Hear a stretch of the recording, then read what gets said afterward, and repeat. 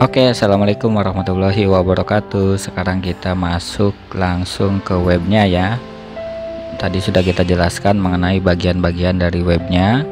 Kita langsung klik tombol registrasi. Nah, ketika klik tombol registrasi, kita butuh dua data utama. Yang pertama adalah NISN dan yang kedua adalah tanggal lahir. Kita coba sudah kita siapkan datanya NISN. Nah, untuk NISN ini harus 10 karakter ya. Jadi pastikan nomor NISN-nya betul. Kemudian untuk tanggal lahir, nah ini kita pilih tahunnya, kemudian nanti kita pilih rentangnya. Tadi 2012 ya. Kemudian baru bulan ya. Bulan, kemudian tanggal. Nah, kita akan coba tanggalnya kita ganti ya. Ketika kita klik cek NISN, tanggal lahir salah. Jika terdapat kekeliruan pada tanggal lahir, harap hubungi Dinas Pendidikan atau admin ya. Jadi ketika memang tidak sesuai dengan data yang tertera di sini, maka siswa tersebut, calon murid baru itu tidak dapat melakukan registrasi. Jadi pastikan nomor NISN dan tanggal lahir ini terdata. Kalau memang tetap tidak ditemukan, maka solusinya adalah langsung datang ke sekolah tujuan ya, seperti itu. Oke, kita ganti menjadi angka 13. Nah, ini sudah muncul datanya. Nah, di sini silakan Bapak Ibu dicek nomor induk kependudukannya ya. Nomor induk kependudukannya dicek, pastikan ini sesuai. Kemudian diisikan nomor kartu keluarganya ya. Nah, kemudian di sini ya, alamat sesuai dengan kartu keluarga. Kartu keluarga itu ada RT RW ya, ada dusun juga biasanya, kemudian ada nama desa. Nah, ini silakan diisi dengan lengkap. Diperbaiki yang salahnya ya, seperti itu. Nah, terus di sini agama, tinggal klik kemudian pilih sesuai dengan agama yang dianutnya ya. Nah, untuk kecamatan pastikan ini dimulai dari yang paling atas ya.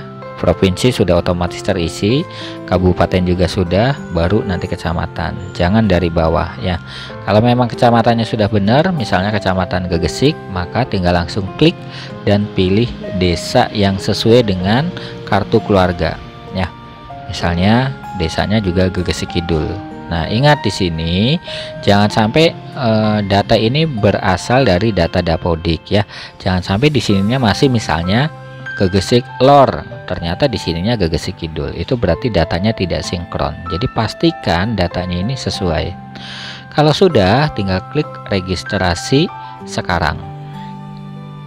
Oh ya, ini tidak boleh kosong ya. Oke, ini kita cek dulu ya. Anggaplah misalnya ini yang nomor kakaknya, kemudian kita langsung klik tombol registrasi. Jadi ketika ada tanda bintang merah kemudian belum diisi, maka dia tidak bisa melanjutkan ke langkah selanjutnya. Nah, ini muncul data nama siswanya, kemudian asal sekolahnya. Sebelum melanjutkan, pastikan data ini juga sesuai ya. Pastikan data ini sesuai. Kalau sudah, baru ya lanjutkan. Setelah klik lanjutkan, muncul data siswanya. Di sini tugas daripada pendaftar itu adalah klik kartu pendaftaran. Ini wajib dilakukan ya. Ini nama anaknya. Kita akan coba klik kartu pendaftaran. Nanti akan bentuknya filenya PDF ya. Nah, file PDF ini silakan Bapak Ibu simpan ya. Nah, ini kita download ya, atau kalau terkoneksi ke printer maka silakan langsung di print, tapi kita juga butuh filenya ya. Jadi download this file, download lah intinya ya, download, kemudian nama filenya diganti dengan nama siswa ya, dengan nama anaknya. Nah, nanti untuk masuk kembali di bagian bawah ini ada username sama password ya. Ini digunakan untuk login kembali, makanya ini harus disimpan dan juga di print ya. Nanti untuk masuk itu menggunakan username dan password yang ada di sini. Oke, itu mengenai kartu ya, mengenai kartu bukti pendaftarannya. Kita kembali lagi, kalau kita sudah membuat kartu pendaftaran, selanjutnya adalah kita masuk ke jalur dan sekolah. Nah, di sini kita diminta untuk menentukan titik koordinat terlebih dahulu. Karena kita sudah mencarinya tadi dan kita juga sudah menentukan titik koordinatnya, maka bisa kita langsung copy saja, kemudian kita tempelkan ke sini. Ingat ya, dimulai dengan negatif 6, kemudian satunya adalah dimulai dari 108. Nah, untuk bagian depan itu selalu ada negatif 6.591. Ini contoh ya, ini contoh. Nah, kita lihat dan kita cocokkan posisi titik yang di print out ataupun yang di SS titik koordinat ya. Posisinya kan di sini ya, maaf, ini di sini. Kita pastikan yang ini juga posisinya sama. Ini bentuknya jalan, kita ganti ke satelit ya. Nah, ini kalau kita lihat posisinya sama ya. Ini ada toko kembar begini, kemudian di sini juga ini nih toko kembar kita adanya di sini. Berarti titik ini sudah sesuai dengan yang kita cari sebelumnya di titik koordinatnya. Berarti kita klik checklist, klik simpan, pastikan ini sudah sesuai. Karena apa? Koordinat mutlak sekali isi. Ketika ada kesalahan, maka pendaftaran akan dibatalkan. Jadi pastikan ini sudah sesuai, pastikan betul-betul, baru klik tombol simpan. Koordinat berhasil disimpan. Oke. Nah, ini sudah nggak bisa nih, sudah kekunci datanya ya. Jadi sudah tidak bisa melakukan perubahan titik koordinat lagi. Oke, selanjutnya adalah kita pilih jalur yang akan dituju. Ada afirmasi KIP, penyandang disabilitas dan lain-lain. Kita mulai dari awal ya, dari KIP. KIP kita pilih sekolah tujuan. Sekolah tujuannya karena kita maunya ke Gegesik 1, maka pilih sekolahnya Gegesik 1. Kemudian jenis kartu yang digunakan ya. Kalau siswa itu terdata sebagai penerima KIP, maka kita ulangi dari sini ya. Di sini di bagian bawah ini akan muncul tulisan bahwa terdaftar KIP-nya. Tetapi kalau tidak, berarti bukan penerima KIP ya, atau datanya belum masuk ke database sistem. Berarti kita pilihnya yang tadi ya, ini nama sekolah, kemudian yang bagian bawah berarti karena ini bukan penerima KIP, berarti selain KIP dia punya apa nih? Apakah punya surat keterangan terdaftar atau penerima PIP dari luar kabupaten? Kalau misalnya punya SK terdaftar data sen ya, nah berarti tinggal pilih, kemudian nomor suratnya ketikkan di sini ya. Nomor suratnya berapa misalnya, seperti itu. Kalau sudah, klik tombol simpan. Sudah, pendaftaran sudah dilakukan. Tinggal membawa bukti segala macam ke sekolah tujuan, seperti itu. Nah, selagi belum diverifikasi, pendaftar bisa melakukan perubahan pindah jalur. Contoh, mau jalur penyandang disabilitas. Kita klik pilih jalur, saya akan pindah jalur ya. Nah, di sini untuk penyandang disabilitas, sekolah tujuannya hanya 1. Kemudian jenis kebutuhan khususnya apa ya. Ini ada sampai Q ya. Tunanetra, tunagrahita, tunawicara, indigo, Down syndrome, autis dan lain-lain. Tinggal kita sesuaikan dengan pilihannya. Kemudian nomor surat yang dari puskesmas atau rumah sakit juga kita isikan ke sini. instansi penerbitnya apa? Apakah puskesmas atau rumah sakit? Misalnya rumah sakit ya. Rumah sakit A misalnya. Kalau sudah, klik tombol simpan. Kita coba yang perpindahan tugas ya. Kita pindah lagi ke perpindahan tugas. Apa sih perpindahan tugas itu?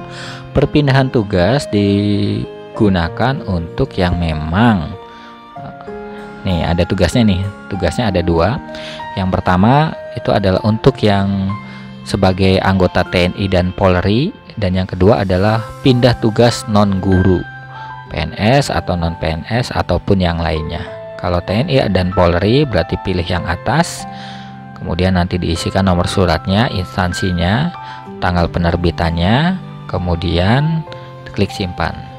Kalau misalnya non guru juga sama, misalnya dari perusahaan juga nggak apa-apa, boleh ya. Nomor suratnya, kemudian instansi penerbitnya dan tanggal penerbitannya. Kalau sudah lengkap, klik tombol simpan. Seperti itu. Bagaimana kalau anak guru? Anak guru juga bisa, tinggal kita klik pindah jalur ya. Ini untuk anak guru, nama sekolah tujuan, kemudian jenis tugasnya. Di sini ada 3 parameter. Yang pertama adalah guru atau tenaga kependidikan di sekolah tujuan, berarti yang mengajar di sekolah tersebut ya, anaknya. Nah, itu bisa pilihnya yang atas. Yang kedua adalah anak bapak ibu guru yang mengajar di TK, SD, SMP kesetaraan yang ada di lingkungan Kabupaten Cirebon. Pilihnya yang kedua. Yang ketiga itu adalah anak guru yang mengajar di RA, MI, MTS, MA, SMA, SMK yang ada di Kabupaten Cirebon. Itu masuk ke parameter yang ketiga. Nah, kalau sekolah tujuan berarti sama ya, tinggal memasukkan nomor SK pertamanya, tanggal penerbitan SK, simpan.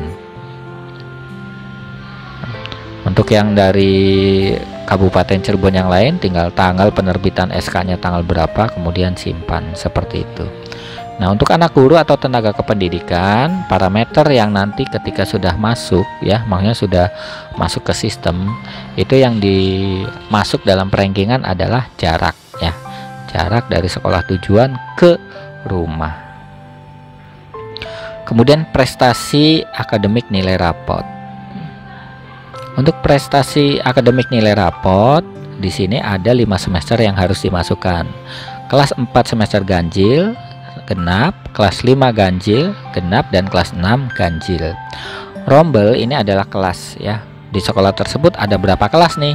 Kalau misalnya jumlah siswanya ada 60, bisa jadi itu ada rombel, 2 rombel ya, kelas A dan kelas B. Kalau misalnya hanya ada 20, berarti kemungkinan hanya ada 1 rombel, seperti itu. Contoh misalnya yang bersangkutan kelas A. PAI nilainya berapa ya? Silahkan diketikkan di sini. Nah, ini maksimal adalah ratusan. Berarti misalnya nilainya 100, itu bisa.